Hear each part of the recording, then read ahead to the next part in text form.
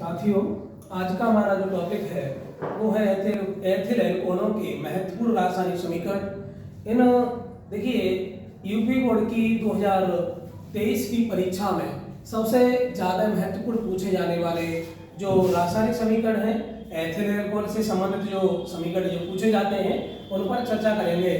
साथियों, उससे पहले हम चर्चा करते हैं कि हमारा जो यूट्यूब चैनल है स्टडी विद विकास केमिस्ट्री, इसको अगर आपको वीडियो पसंद आए, अगर आपको अच्छी लगे तो लाइक और शेयर करना ना भूलें और चैनल को सब्सक्राइब अवश्य कर लें, जिससे कि जो भी आगे आने वाली वीडियो हो उसे उसका जो नोटिफिकेशन है वो आपके पास समय से पहुंच जाए और आप उस वीडियो को आसानी से देख सकें।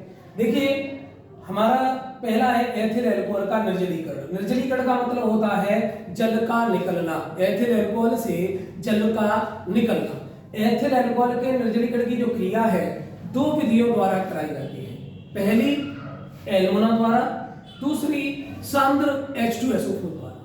तो हम यहाँ पर जो बात कर रहे हैं वो पहला करेंगे एल्मोना द्वारा एथिल एल्कोहल का निर्जलीकरण कैसे करते हैं। तो साथियों, जब एथिल एल्कोहल की वाष्प को 350 डिग्री सेल्सियस पर एल्मोना उत्प्रेरक की उपस्थिति में प्रवाहित करते हैं तो एथिलीन और जल बनता है।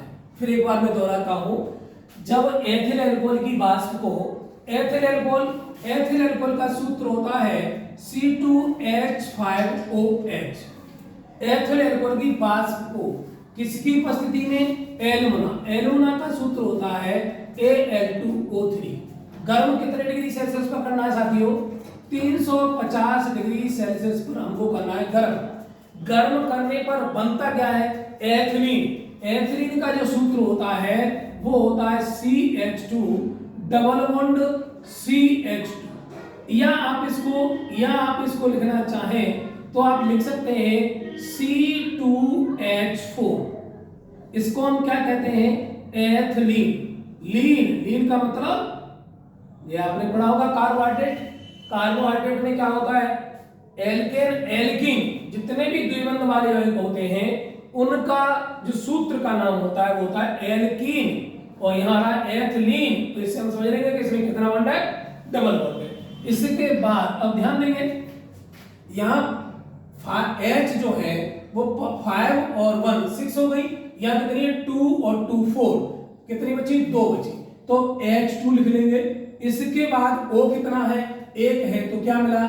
जल मिला। हमारा टॉपिक भी क्या करा रहा है? टॉपिक कह रहा है एथिल एल्कोहल का निर्जलीकरण। निर्जलीकरण का मतलब एथिल एल्कोहल से जल की मात्रा का निकलना। और जैसा कि हम देख रहे हैं कि निर्जलीकरण में एल्मोना द्वारा जब हमने एथिल एल्कोहल का निर्जलीकरण किया, जब समीकरण लिखा तो हमें क्या प्राप्त हो रहा है? जल प्राप्त हो रहा है। और इस अभिक्रिया को हम कहते हैं एथिल एल्कोहल का निर्जलीकरण। इसी साथियों, अभी हमने पढ़ा था, देखिए एक हमने पढ़ा एल्मोना द्वारा, दूसरा निर्जलीकरण किसके द्वारा होता है? दूसरा होता है सांद्र H2SO4 द्वारा निर्जलीकरण। तो इस बात पर चर्चा करेंगे। सांद्र H2SO4 द्वारा यानी जब एथिल एल्कोहल का निर्जलीकरण कैसे किया जाता है, तो ध्यान देंगे, जब एथिल एल्कोहल को सांद्र सल्फ्यूरिक अम्ल के आधिक्य के साथ, जब एथिल एल्कोहल को सांद्र सल्फ्यूरिक अम्ल के आधिक्य के साथ 170 से 180 डिग्री सेल्सियस ताप पर गर्म करते हैं तो एथिलीन बनती है। यहाँ पर ये जो क्रिया है साथियों, वो क्रिया दो चरणों में पूर्ण होती है। पहले हम क्या करेंगे? एथिल C2H5OH प्लस H2SO4, इससे क्रिया कराएंगे। और ये क्रिया जो होगी पहली, वो होगी 100 डिग्री सेल्सियस पर।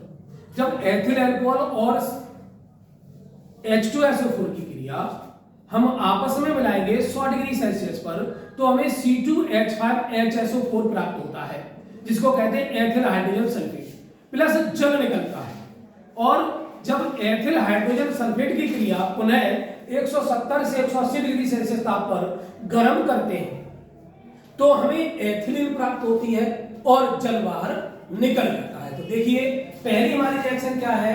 पहली रिएक्शन है हमारी C2H5OH प्लस H2SO4। ये सांद्र H2SO4 होता है।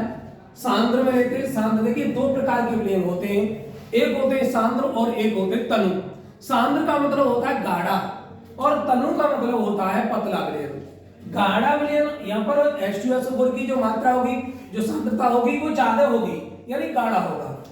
इसके बाद जब इससे क्रिया कराते हैं तो ये क्या होता है C2H5HSO4। देखिए C2H5 और यहां से एक H आ जाता है और HSO4 बन जाता है। C2H5HSO4, यहाँ एक H बचा, एक H ये और O, तो क्या बन जाएगा द्वारा H2O। इस प्रकार से पहली जो क्रिया होती है ये होती है हमारे कितने डिग्री सेल्सियस पर, 100 डिग्री सेल्सियस पर, और हमें प्राप्त क्या होता है, एथिल हाइड्रोजन सल्फेट प्राप्त होता है। और एथिल हाइड्रोजन सल्फेट क्या बना, एथिल।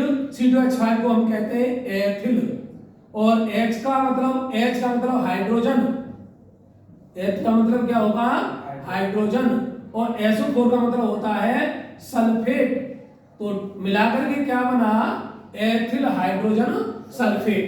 जब एथिल हाइड्रोजन सल्फेट को हम क्या करें, पुनः C2H5HSO4 को पुनः हम क्या कर दें, 170 से 180 डिग्री सेल्सियस ताप पर करें गर्म।